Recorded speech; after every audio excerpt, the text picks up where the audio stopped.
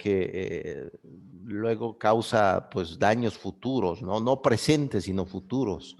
Sí, tienes toda la razón, Sí, profesora. y también comemos a la 1 de la tarde el almuerzo. Pues sí, sí, sí, sí. Yo creo que cada uno tiene sus métodos, ¿no? Por ejemplo, Sí. también que les iba a preguntar, profesora, ¿ustedes profesan alguna religión? ¿Son politeístas? O... Bueno, no sé cómo llamar esa religión. La cultura cuna cree en, sí, existe Dios Todopoderoso, existe la Madre de Dios, eh, pero la congregación más que nada es en la casa del Congreso. A través del canto se le agradece a la Madre Tierra, a Dios, a la Madre. Siempre son dos, la Madre y Dios, o sea, el papá, ¿no? Siempre. Ahí no está separado. Es lo que nos enseñaron, siempre es la mujer y el Dios y la Madre, siempre está, ¿no? Luego, y así crecimos, en la Caja del Congreso se habla de eso. Nunca ha habido una iglesia en las islas hasta hace, no recuerdo el año exactamente, aparecieron diferentes religiones como los mormones. Los mormones llegaron a la comarca, construyeron su casa, empezaron a predicar, empezaron a cambiar, o sea, pero esto es como recién. Obviamente en el inicio de año, claro, el catolicismo estuvo presente, hay islas que tienen la iglesia católica, ¿sí? Pero en mi caso muy particular, yo vengo de la isla más pura, vamos a decir, que está muy aislada a las islas más grandes. Yo nunca estuve cerca de una iglesia católica ni nada, ¿ya?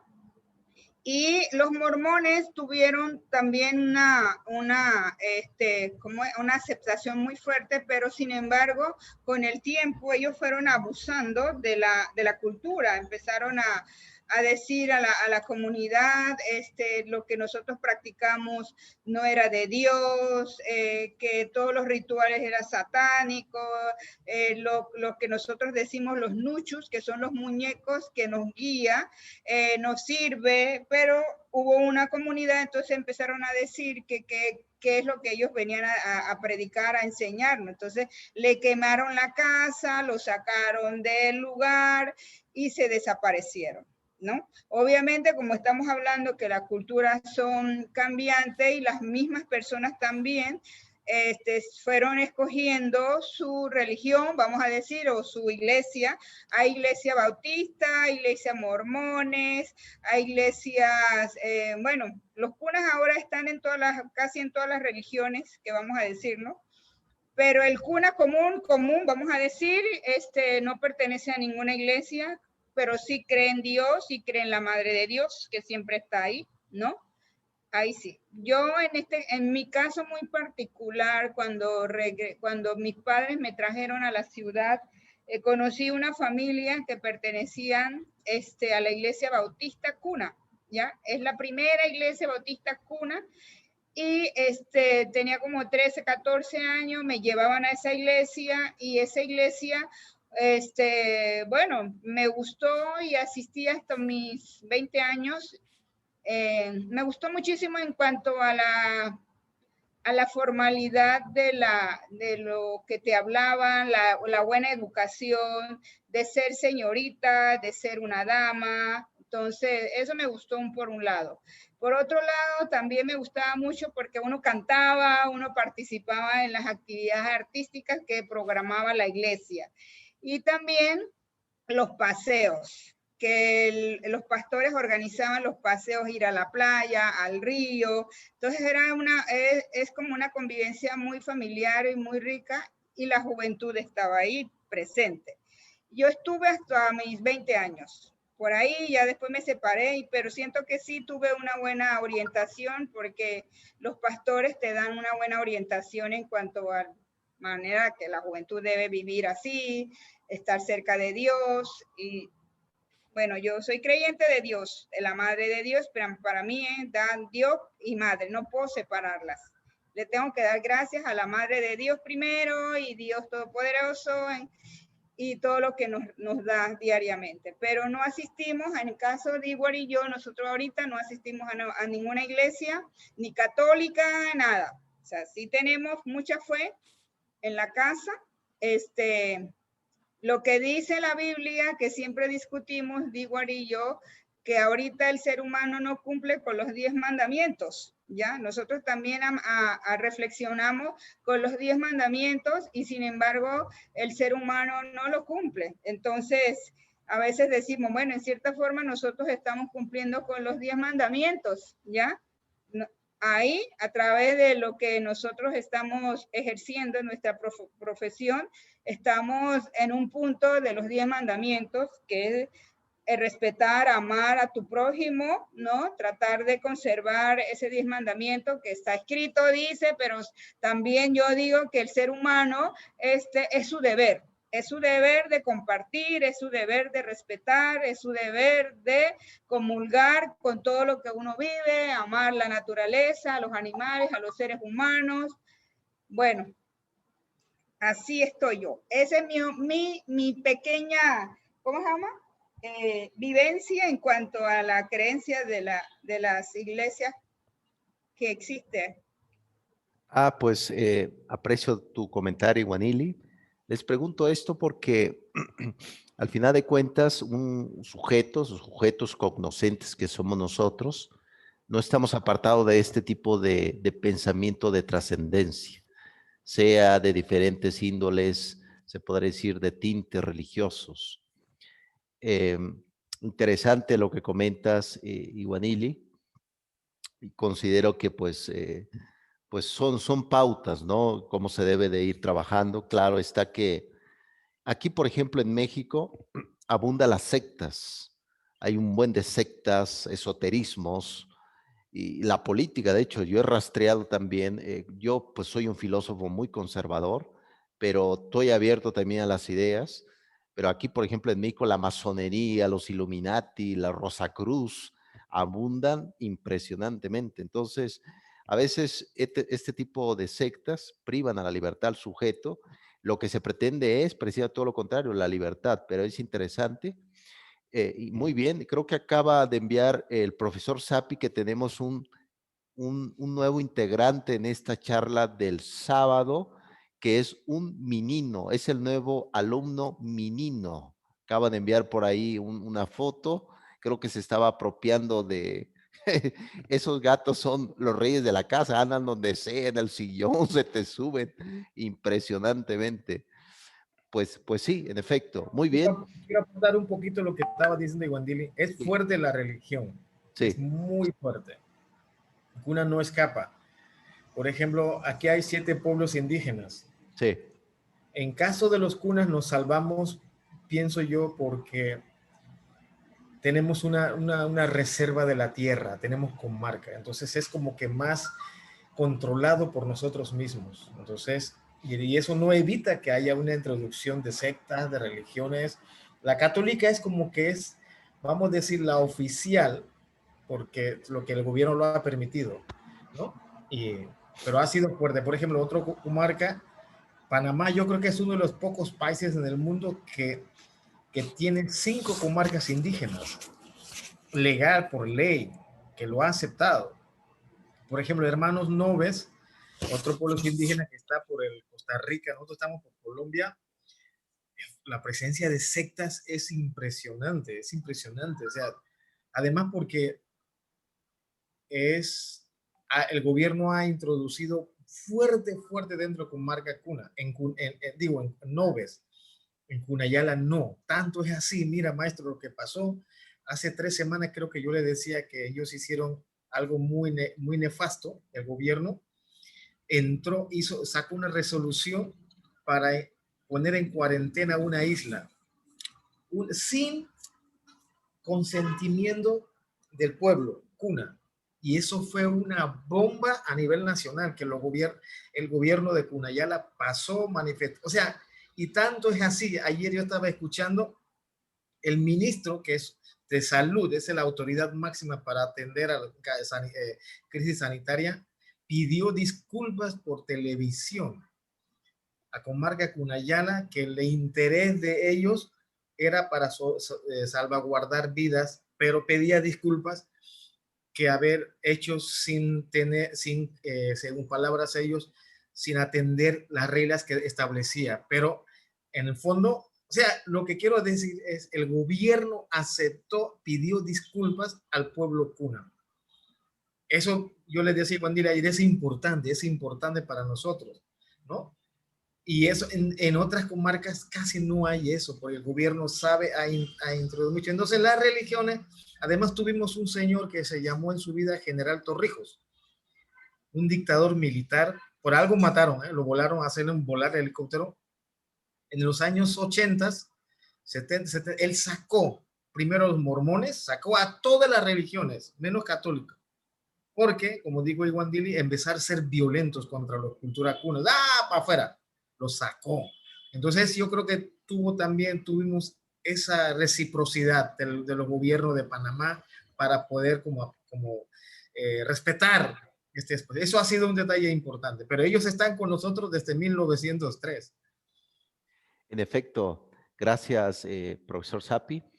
¿Por qué les hago estas preguntas? No es que el profesor, no es que yo me haya vuelto loco como Erasmo de Rotterdam en ese libro Elogio a la locura, no me estoy volviendo loco. No, simplemente los escritos, la literatura, los pensamientos también tienen un tinte religioso, porque vivimos en culturas que culturas no son totalmente ateas o escépticas, sino tiene ciertas condiciones de religiosidad. Les quiero hacer recomendaciones de 2 libros. Aquí los tengo. Como ustedes saben, en América Latina, uno de los plus que hubo a raíz de unas compañías religiosas, una de ellas se llamó la Compañía de Jesús, los jesuitas, que son grandes educadores de América Latina, no lo puedo negar yo. Una de las universidades aquí plus en México es la Iberoamericana. No sé si lo tuvieron cerca de ella, la Iberoamericana, que está, bueno, no está al nivel de la UNAM, de la UAM, pero al menos se toca puerta en el ámbito educativo, en el ámbito de la investigación. Entonces, existió un jesuita, un filósofo del mismo calibre de Bertrand Russell, el filósofo de Cambridge, llamado Frederick Copleston. He visto algunos colegas filósofos que no hacen recomendaciones del libro, pero yo lo voy a hacer todo lo contrario. Son 4 volúmenes. Este libro que se lo voy a mostrar ahorita es el mejor libro que se haya escrito jamás, jamás, hasta ahora en filosofía. Si alguien quiere ahondarlo, lo puede descargar en PDF, está en internet. Son 4 volúmenes de editorial Ariel. Aquí está, miren, de Frederick Copleston. Este libro es el 3er volumen, todavía está empaquetado porque un servidor no lo ha leído, está leyendo apenas el 1er volumen. Son 4 volúmenes de la editorial Ariel. Ya sé que me van a odiar un poco, profesores del doctorado, pero este martes voy a ir con mi esposa a una librería gigantesca y voy a comprar el 4º volumen de este libro y con eso ya tengo mi colección completa, profesores. Aquí está Nietzsche y está David Hume, el escocés, un empirista y un pesimista, ¿no? Aquí está, miren.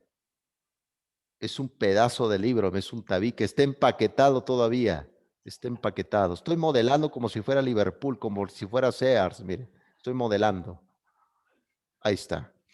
Ese, si alguien quiere ahondar, adelante, les va a ayudar muchísimo, sobre todo, como decía Paulo Freire hace anotaciones y connotaciones del concepto de la investigación, que al final de cuentas es un pensamiento crítico. No es que estemos siempre criticando algo, sino al menos dudar un poco, como hizo René Descartes en su discurso sobre el método. Hay otro libro aquí, un pequeño libro, que es Filosofía, Niños y Escuela, de Gustavo Santiago. Eso les puede ayudar mucho. Recuerde muy bien que el hecho filosófico no es apto nada más para filósofos, sino es apto para todo público, el filosofar. Es un excelente libro, editorial Paidós Educador. Eso les puede ayudar a ustedes, profesores, doctores, para que emprendan lo que es el Filosofía aprendizaje. niños, Filosofía escuela. Niños, Escuela, autor Exactamente, Gustavo Santiago. sí, Filosofía niños, escuela. exactamente, profesora Iguanili. Es trabajo por un encuentro intenso. Aquí Atención, viene, maestro, sí, nos llamó mucha atención el fin de semana pasado, después de la clase, por sí, ejemplo, estábamos un poquito menos, nuestra agenda nos daba chance a las 3. sí, Salimos a dar una vueltecita a una librería. sí. Oye, encontramos el libro del que estamos leyendo, que acabamos de terminar, ¿Cómo cree? investigación cualitativa. Yo le digo, mira, está rarísimo, y hasta yo me quedé así, oye, ¿qué es ese libro ahí? Así que vamos a dar la vueltecita quizás más tarde para ver, aquí, cuidado que vamos a encontrar de filosofía, porque es muy difícil aquí en Panamá, muy difícil. Estamos llenos de libros de autoayuda y para No, enamorarse, no, es un no, que embrollo. conquistar tu jefa o una, cómo sentarse hasta la pierna. Conquistar tu jefe, ¿no? ¿Cómo conquistar a tu jefe? No, qué embrollo. O a lo mejor Pablo Coelho también, ¿no? Abunda por ahí, ¿no? En esas literaturas, ¿no? Sí. Sí, el alquimista y todo. Sí, sí, sí. Pues miren, ustedes pues tienen internet y yo creo que el internet de ahí de su país no tiene restricciones. Pueden descargar libros, aunque sin embargo yo soy de la idea totalmente conservadora que mejor tener un libro en tu cama, ¿no? Tener un libro cerca para la literatura y demás. Si puedan, háganse del libro de Copleston. Es un libro, pedazo de libro. Es un libro de conversación, es investigación que hizo el jesuita inglés, conversa contigo sobre filosofía. Ese libro se hizo para los seminarios, para los seminaristas, pero considero que puede tener una gama amplia. Yo lo conocí cuando estudié en el seminario. Recuerden que estuve 7 años. Estoy más adoctrinado que nadie, pero gracias a la filosofía he entendido algunas cosas, he comprendido. Muy bien. Eh, Vamos a ir retomando la lectura que les dejé, queridos doctores, para la siguiente semana. Ya nos acercamos ya al final de esta materia de Proyecto Doctoral 2. El próximo docente que venga va a retomar estas ideas y no se les olvide que en esta etapa que vamos a terminar ya de esta materia, ustedes, y eso es mi plan, ya tendrán hecha lo que es el marco teórico, lo que se le llama los cimientos del edificio deductivo. Eso lo tomo de Immanuel Kant, el edificio deductivo, y para que ustedes puedan sustentar y puedan tener ese trabajo. Yo en su momento he trabajado mucho en esa parte. Les digo que en la tesis del doctorado he trabajado con Platón, Sócrates, Aristóteles. Entonces, es buscar de otra literatura, es buscar un criterio y también, ¿por qué no? Parafrasear autores, ¿por qué no? También exponer tu punto de vista, siempre en tercera persona, no en primera persona. Ya, si alguien quiere enviar una carta o algo, bueno, yo, Sapi, te escribo esta carta o algo. Entonces, lo que nos dice Paulo Freire es que la educación también es un hecho de reproducción estatal o de gobierno. Ustedes han comentado muy bien que el gobierno ha tenido cierto respeto o no por ciertas culturas, pero no hay que olvidar que el gobierno sale del pueblo. El gobierno no es una imposición de Dios, no es una imposición de un ente que esté en el topos uranos, no. El gobierno sale del pueblo, el pueblo hace al gobierno, no el gobierno al pueblo. Entonces, esta idea de cambiar un poco la concepción, eso es importante porque lo que ha abundado, lo que se ha criticado de Europa es la monarquía, pero curiosamente en América Latina hemos caído en ese problema. Muchos que han llegado al poder se convierten en monarcas, ¿no? Se convierten en dictadores. Entonces terminan dañando a la comunidad. ¿Se acuerdan de este hombre, Juan Domingo Perón, con Eva Perón, esta nazi que va allá en Argentina, que va a Alemania, trae todos los oros de los judíos? Es un embrollo terrible todo eso. A eso se refiere el propio Freire, que tener cuidado también de que lo estableció, es decir, hacer esas preguntas como hizo Martin Heidegger. Martin Heidegger tiene un libro que se lo recomiendo ampliamente, se llama El ser y el tiempo. ¿El ser quién es? El ser es el docente. ¿Dónde está en el tiempo? El ser en el tiempo, el docente en el tiempo de Martin Heidegger. El ser en el tiempo. Entonces dices Heidegger que somos simplemente tiempo, somos pautas, somos pequeñas migajas en ese baúl que es la realidad. Entonces, eso es importante que no se les olvide. Si quieren ir trabajando, pueden ir haciéndolo. Hay otro libro de la, perdón por Iguanili, pero hubo una amante, así se le llamó, el amante de Martin Heidegger, una judía llamada Hannah Arendt, fue una, yo diría, una de las mejores filósofas del siglo XX, judía alemana. Ella tiene un libro sobre política y tiene un libro sobre, sobre el concepto de persona y tiene otro libro también sobre el amor. Entonces, yo creo que eso puede ayudar también de Hannah Arendt, El amor para San Agustín de Hannah Arendt, una tesis doctoral. Ah, pues ahí está. Ah, Dios mío, ya terminamos la clase, terminamos. Excelente, muy bien. No, no, no. Excelente, La excelente. condición humana. No, ya. Yo creo que ya terminamos, joven. Me voy a comer mi torta de huevo. Excelente, muy bien. Sí, pues sí. Hannah Arendt perteneció a ese grupo de intelectuales judíos. Karl Jasper fue un médico alemán. Edmund Husserl fue el fundador de la fenomenología. La fenomenología, ¿se acuerda? Lo hemos visto en metodología de la investigación, que es lo que aparece, que es lo que va construyéndose, el fenómeno. Entonces, sí, yo creo que a raíz de eso se va comprendiendo la idea. Muy bien, excelente. Por, A mí me costó un poquito, como no tengo a nosotros, Ana Jara, yo leí por primera, me costó ese libro, me costó, wow. Es como que tienes que tener otras referencias bibliográficas para, pero muy interesante. Me gusta que cuestione, así como yo le digo a los jóvenes estudiantes, cuestionenme, a ver, yo quiero, porque ese libro está a otro nivel también, muy interesante. Aparte, sí, voz femenina, entre todos los machistas que hay, salir de ella me parece interesante. Un poco pesado, pero se puede tragar. sí, pues mira, no es fácil, inclusive para los que han estudiado filosofía. Yo, por ejemplo, me ha tocado leer a Heidegger y me he quedado dormido, me duermo. Entonces, oh, y luego dije, mi esposa, ¿qué pasa? ¿Ya te dormiste? Es que la filosofía me cayó pesadísima, todavía está soñando. Sí, en efecto, lo que se pretende precisamente, recuerde muy bien que Blaise Pascal llegó a decir que reírse de la filosofía es hacer también filosofía. Es lo que decía Blaise Pascal. La risa, las bromas, el humor también es filosofía, porque precisamente la filosofía viene para como contención o como una dosis, como una vacuna ante los males sociales.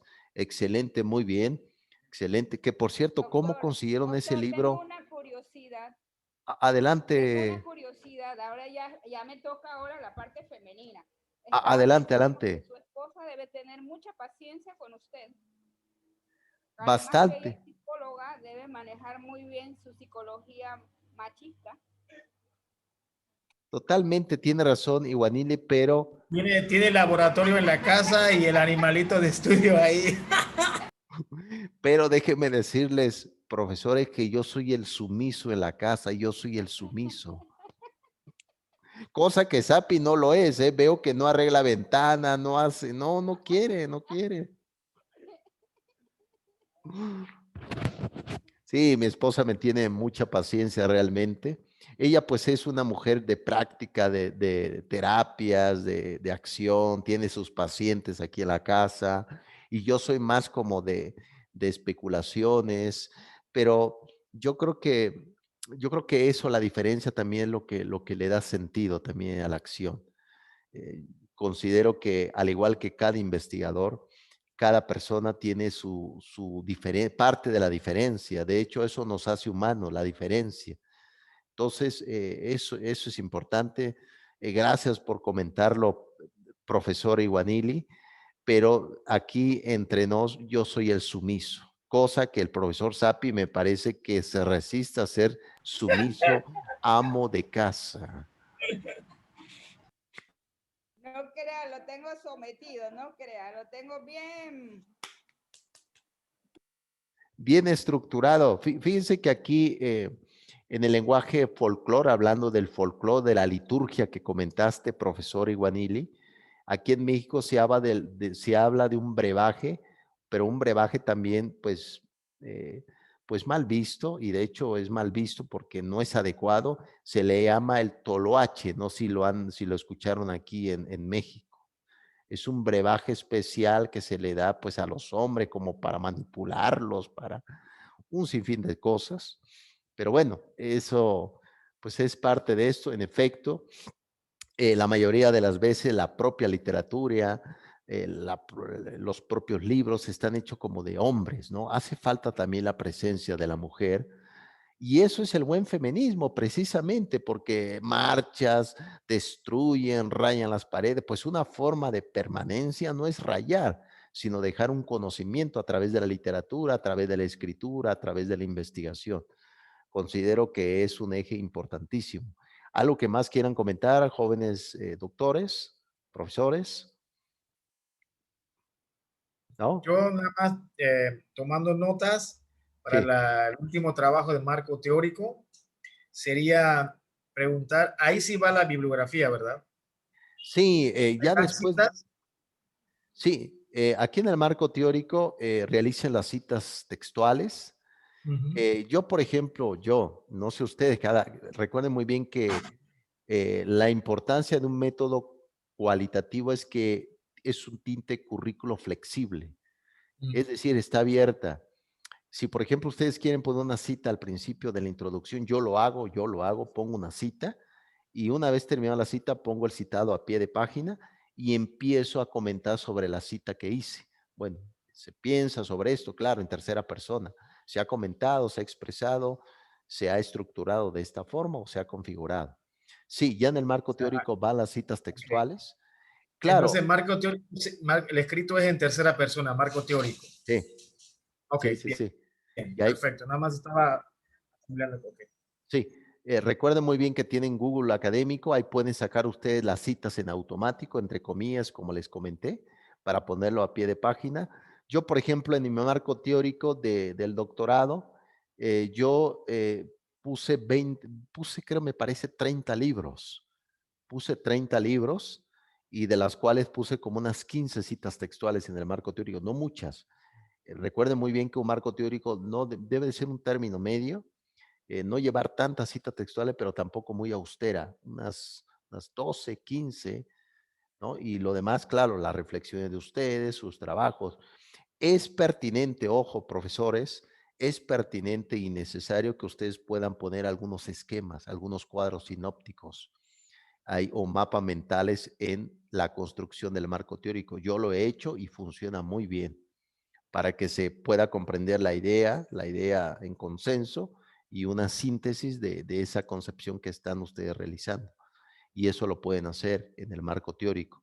De hecho, ya está la metodología en la plataforma. No sé si ya lo pudieron ver, profesores.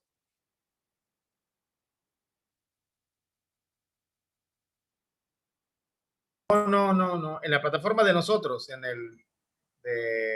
donde usted Sí, nos envía la tarea. sí, ya está ahí el siguiente paso de la construcción del proyecto doctoral, donde viene ya la descripción del marco teórico. Ah, sí, sí, sí, sí, sí. Sí lo Excelente, vi. sí. Sí, para que vayan trabajando. Hasta ahí vamos a quedar, profesores. Hasta ahí. Se acuerdan muy bien que les enseñé la metodología de cómo se debe de hacer. Una vez siguiendo esa metodología, ojo, es la primera cara de una tesis, se podría decir una tesina. Se construye, se va construyendo, se elabora el instrumento, es decir, ¿cómo lo vas a aplicar? A través de conferencias, de clases, de charlas, de foros, etcétera. Ese es el instrumento. Vas a aplicar todo el marco teórico, va en el instrumento que es lo que tú ya has investigado. Luego viene la recolección de datos, es decir, vas a grabar tu sesión, vas a tomar fotografías, vas a tomar lista de asistencia, etcétera, etcétera. Eso va a ir en lo que es en la tesina. Pero muy bien. Otra pregunta más, profesores.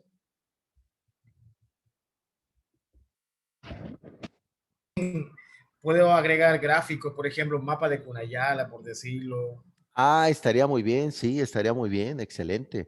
Sí, porque al final de cuentas, tu investigación va acorde a tu comunidad, a tu localidad, a esa región donde creciste. Eso va a ir el ámbito educativo, sí. Fíjense que más adelante estaría muy bien que ustedes armaron una página de internet donde pudieran ir subiendo sus investigaciones. Eso estaría muy bien para que también es una forma como un depósito, porque a veces las computadoras, los dispositivos móviles, etcétera, se descomponen y a veces dices, Dios mío, ¿dónde dejé mi investigación? También vayan guardándolo en su correo electrónico, porque luego a veces pasa que se descompone ciertos dispositivos y terminan no, pues, destruyendo todo tu proyecto de investigación. Muy bien, vamos a seguir con esta lectura. Les dejé ya la lectura de Paulo Freire. Lo que se pretende en esto, recuerden muy bien que Freire daba clases en Harvard, aunque sin embargo, al igual que le pasó a Enrique Dussel, pues, pues fue como rechazada este tipo de ideas de Paulo Freire, porque su principal idea, su principal meollo, es que la propia educación, la propia investigación tiene que liberar, no debe de esclavizar al sujeto. He ahí esa premisa de Freire. No debe de esclavizar, sino debe de liberar. La cuestión es, la pregunta es, ¿a quién perjudica? ¿A quién daña si una sociedad se libera de su ignorancia, de sus ataduras? ¿A quién afecta? Claro está que afecta al político, afecta al burócrata, afecta a muchas cosas, porque si la gente se da cuenta, puede haber un cambio en sector social.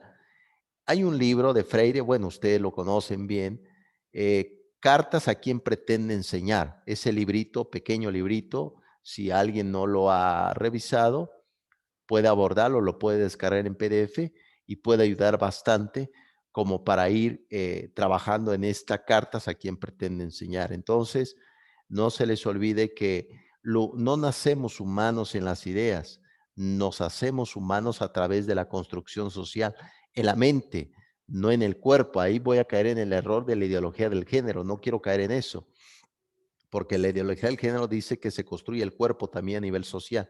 Pues no, existe ya algo preestablecido que es la biología, pero no quiero entrar en esos problemas, se podría decir, dialécticos antinómicos. ¿Alguna pregunta hasta acá, profesores?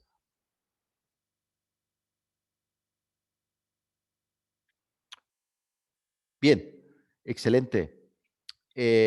Aquí, como les comentaba en otro apartado de este texto, es que recuerden muy bien que uno precisamente, una de esas experiencias que vivió este profesor investigador, porque eso hizo, investigó la realidad en Brasil en ese entonces, es que se fue al campo, a las cañerías, donde trabajaba campesinos cortando caña.